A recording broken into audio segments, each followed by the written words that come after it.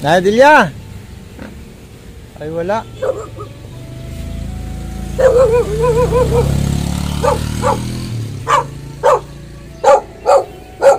Nanay Delia! Walang tao.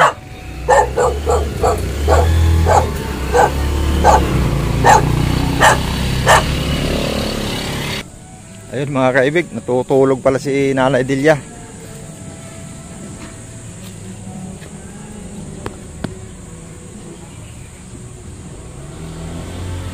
Nanay Delia! Oo. Tawag ako ng tawag, akala ko walang tao eh. O, musta Nanay Delia? Oo nga, linis na. Naglalaba rin ako Balita ko, kasi Nanay Delia, nagpabinyag ka raw. Magpapabinyag pa lang ako, sir. Ha? Pabibinyag ako pa lang itong dalawa. O kailan? Hindi ko pang nahuanat, wala pang ano. Walang... Alam mo na, sir. Hindi, pwede na ngayon magpabinyag na dito sa Amparo. Kasi ako nagpabinyag din ako kila Casey. Isabay na lang sa pagpapabinyag. Ang problema lang yung panghanda. Ayun nga. Sabi ko nga. Ay, gusto niyo pang maganda? Hindi, sabi ko kahit basta mabinyagan lang. Pakainin lang ang ninot ninang to. Tapos si Jinke. Ninang. Sabi ko kahit sa inasal na lang, kahit ano na lang, sila lang naman eh. Ikaw ninong kay Jinke, Sir Jojo. Pwede, wala naman problema. Tsaka si ito naman. Oo. Si ano to. Kaya akala ko mabsin si Jinke dahil magpapabinyag na. Saan pala siya pumunta? Yung 3 araw na hindi siya pumasok? Doon sa tita niya. Kasi nag-ano siya ng trabaho doon. Naghahanap? Anong trabaho na kuha niya ron? Ang gusto ng tita niya, magtinda siya doon. May upahan daw doon ata na 100 isang araw. Oo. Sabi ko, tingok na muna magano doon. Ito ka na muna.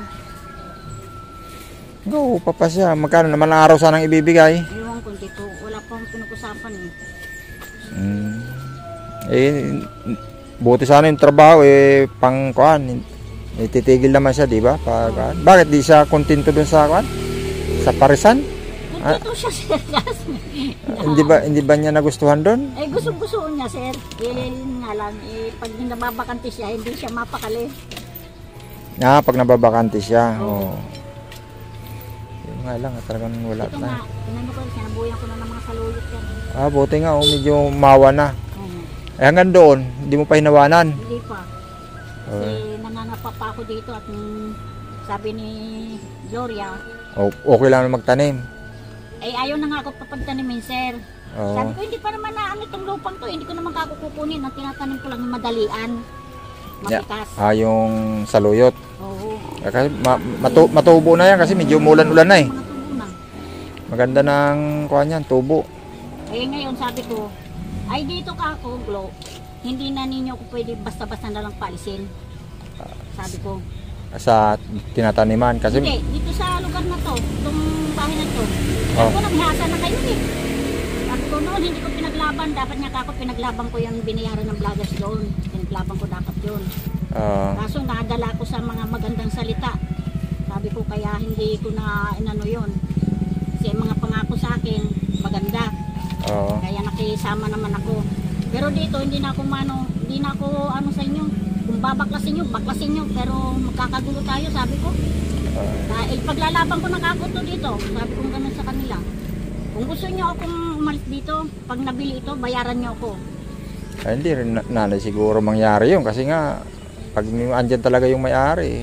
Hindi, ito kasi iba na to na pag kung sa ano, sir, na ano na nila to, nakuha na nila ng titulo kasi wala na daw may-ari to. Ayun nga, sir, wala pang titulo yun. Di ba nabili nga nila 13,000 square meter. Yun ang wala silang papel na pinanghawakan. Yun ang kwento, di ba? Wala silang papel na pinanghawakan kaya nangangapa sila doon.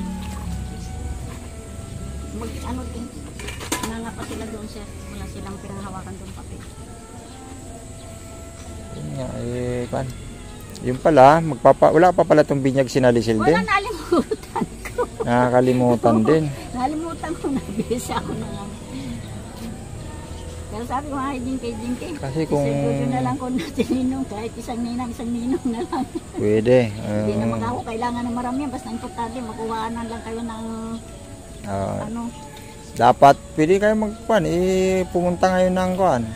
Na Amparo. Tapos kung sino kukunin na ninong at ninang, ay pwede kayong magkuhan doon. Para mabinyag, ano ba, sa linggo, kung gusto magpabinyag na sa linggo para may binyag talaga. Ang kuwan kasi hinanapan din ng baptismal eh. Ibig sabihin yung baptismal. Na-enrollment ni Buninay eh. Nahanapan ng baptismal, hindi naman. Nahanapan na raw ngayon ng baptismal eh. Enrollment pa lang ngayon, nalimutan ko eh. Bukas na lang. Magpapa-enroll. Bukas ko na pa-enroll ko. Enrollment na ba? Sa June pa pasukan, di ba? Di ba, Buninay? Sa June pa. Ay, nakita ko to dun. Ando sa may kalsada dun eh. Napwede pa nagpukusot-kusot ako. Nantok ako. Ay, nantok ka. Ayun mga kaibig. At ito nga sila Jinky at Lisel. Ando si Lisel kasi sa parisan ko mga kaibig eh. Ando nga siya. Si Jinky ano. Diba? Nando nga sa parisan ko nagtatrabaho. At akala ko mabsent naman siya dun sa... Sabi niya kasi magpapabinyag siya. Sabi doon sa mga kasamahan niya ron. Tapos 3 araw, di naman siya pumasok. Saan ba yung tita niya? Ha? Sa Makati. Yung sinasabi niya dati na, yung bibigyan siya ng magkanong araw? 300?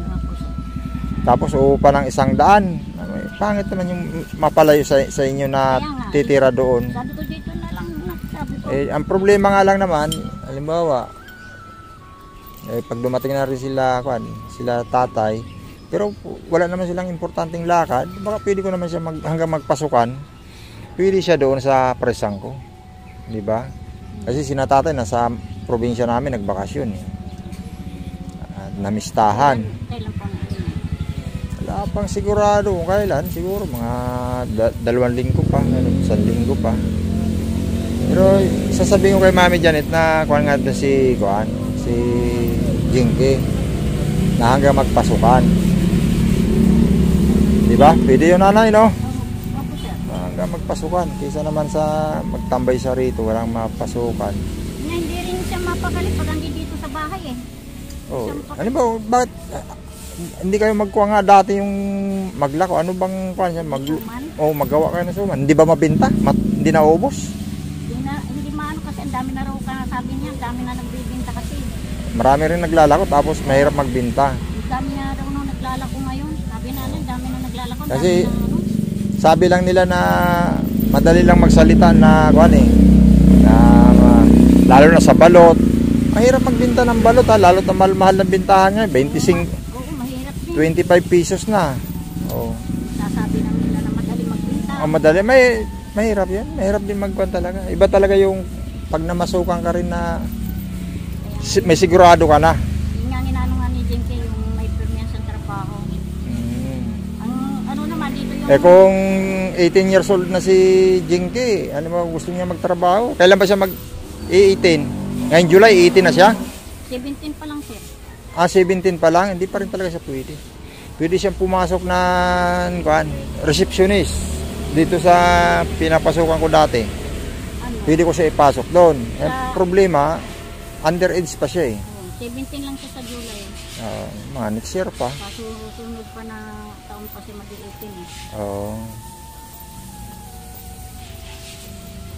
Kinunta ko nga, ina niya, sabi ko, tulungan niya akong kahit man lang pag-ingasal man lang sa magiging sabi ko. Ano sabi? May hanap buhay ba yung kanyang nanay? Meron. Tingnan daw kung may pera. Mahirap. Dito sana kila binyag din sa linggo eh.